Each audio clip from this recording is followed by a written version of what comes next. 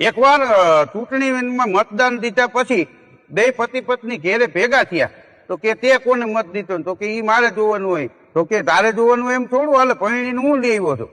તો એમાંથી બે બાઈતા એકબીજા બોલે નહીં એમને હાંજ પડી ગઈ હાંજના હવા હાથ થઈ ગયા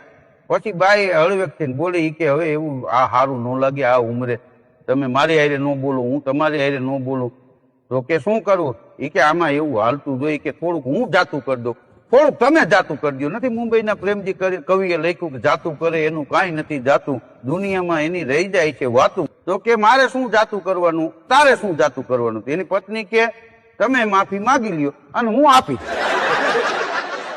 અને ચાલો એ કે બજારમાં જાય આજ તો રગડો ને ભેળ ને ઢોસા ને બધું જમીએ આમાં પાછો અવતાર થોડો ઘડીએ ઘડીએ મળે છે હવે આવું તો જીણે મોટું હાલ જ રાખતું હોય એમ કરીને સમાધાન કરી નાખ્યું અને